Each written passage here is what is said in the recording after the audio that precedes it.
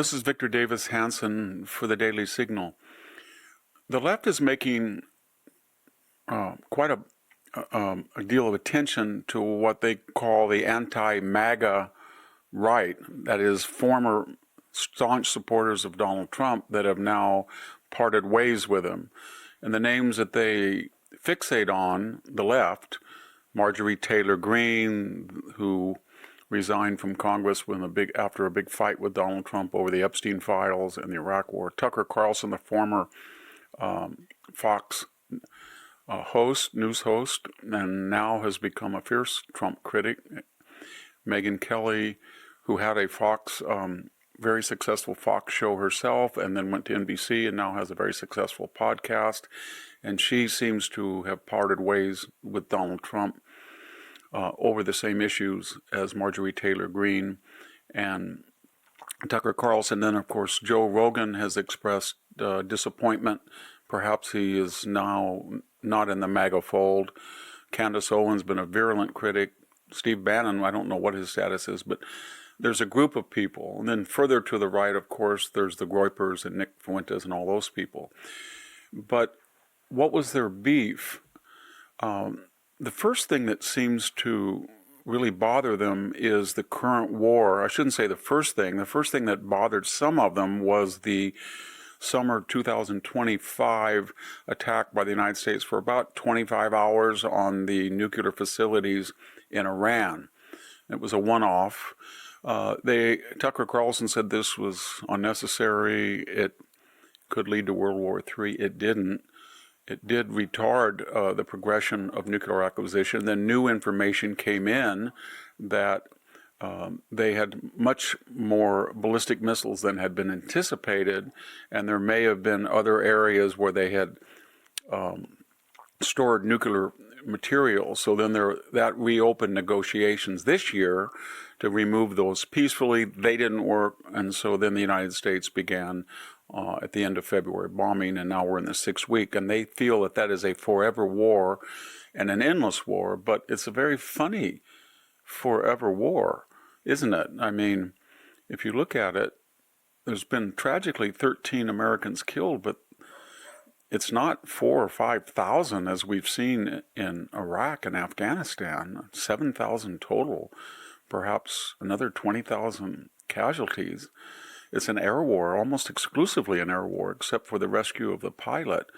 And it's completely asymmetrical. We have destroyed, as people have said, their Navy except for their patrol boats, which I think will be destroyed shortly if they try to interrupt traffic any further in the Strait. We've destroyed their Air Force. We've destroyed their missile defense. We've taken out the first and second tier of the Islamic Republican Guard Corps, the regular army, the theocrats, and even some of the politicians. So their command and control is in disarray, and we have suffered really no major downfall other than politics.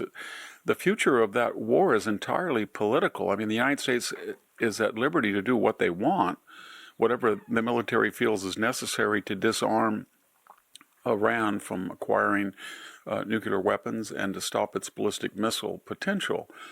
But it's a political question, just a question of what's the effect on the world economy, what's the effect on the American economy, and more importantly, how does that affect the midterms and the future of the Trump presidency? But people are conflating those and suggest that militarily it's a defeat. That's absurd. What else did this new group of critics, this new old group of critics, get angry about? Trump tweeted that if Iran had not met these conditions and were not going to negotiate, then he would destroy their civilization. It was pretty poorly worded. And they felt that this was beneath him, beneath the United States. They joined the left in saying that this was outrageous. The left took him literally, not figuratively. But I don't think anybody believed he meant all of the Iranian people. We know that because, of course, as I had said earlier, no president has avoided dual-use civilian targets as much as Trump. We didn't do it in World War II. We hit every civilian target we could, from power plants to highways to water facilities to oil production. in Germany and Japan. We did it again in Korea. We did it certainly in Vietnam. We took out all the bridges in the Danube in the '99 bombing under Clinton. And of course, we knocked out the power grid of Belgrade, 1.5 million people several times. We did the same thing in Libya. We denied we did it, but we hit civilian ships, we hit port facilities, we hit TV stations. Trump hasn't done that except for one bridge. So he didn't really, I mean, his record shows that he doesn't believe he wants to destroy the civilization.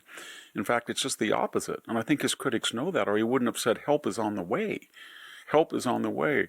The whole subtext of this entire campaign is, while regime change is not the primary agenda, he hopes that by weakening and humiliating this theocracy, then the people will rise up. And that's why he's selected targets that would allow them to rise up and not hurt the people. So was it an overstatement? Yes, but they should know better what he meant. Of course he did, because his deeds prove what he meant. So what's going on here? I think part of the problem is in the intimacy that some people on the right have cultivated and developed with Trump.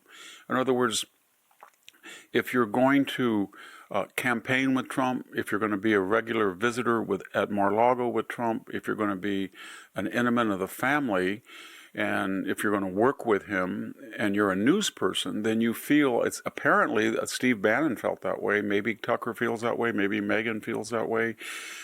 Maybe Marjorie Taylor Greene felt that way. But if you feel that you have a special relationship, then you feel downcast or betrayed because you're not only your president, but your friend and associate that you'd helped didn't quite agree with you. But it's always better to have some distance so you can be empirical. And if you're empirical, then the question is, what's the alternative to Donald Trump's MAGA agenda? Because if you look at the border, it's closed. If you look at illegal immigration, he has deported 500,000 criminals.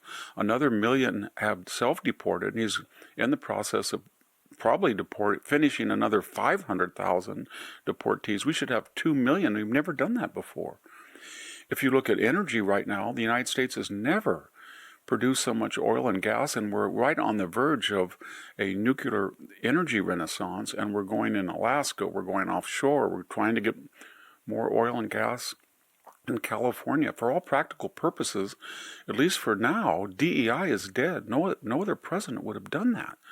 This reverse racism or this tribal chauvinism that has so plagued the nation, Donald Trump ended that. He has put the universities on notice that they cannot continually defy civil rights laws and Supreme Court decisions. No one did that before. As far as transgenderism, they're on the defensive now. The idea that biological men will dominate female sports and men with biological male characteristics will dress among women is over. So what I'm getting at is this. All of these critics agree with what Donald Trump has done on 80% of the issues. At least their record says they do.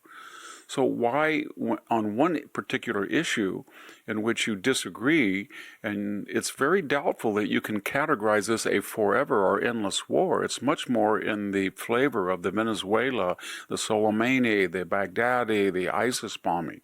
It is not anything near fighting house to house in Fallujah or going into hostile villages in Helmand province. We're not on the ground. We're not fighting on the jihadist turf. We're using our strength, air power, and a distance from to mitigate casualties and inflict greater damage on the theocracy. It's not a forever endless war, and they know that. So if you are apostates from the whole Trump agenda because of your disagreement about this one a particular issue, and you feel that he betrayed you because you categorize it a forever or endless war, which he promised to avoid, then you're nullifying the entire agenda. And what is the alternative? A Kamala Harris agenda? I don't know. An Eric Swalwell agenda? A Gavin Newsom agenda? It's antithetical to everything these people have stood for and lobbied for and advanced for. And so if you sit out the midterms, I use figuratively or in your advocacy, if you sit out or you oppose Trump, de facto, whether you know it or not, you are favoring the alternate agenda, and that agenda is something that, at least in your recent positions that you have adamantly opposed. Thank you very much. This is Victor Davis Hanson for the Daily Signal. Thank you for tuning in to the Daily Signal. Please like, share, and subscribe to be notified for more content like this. You can also check out my own website at victorhanson.com and subscribe for exclusive features in addition.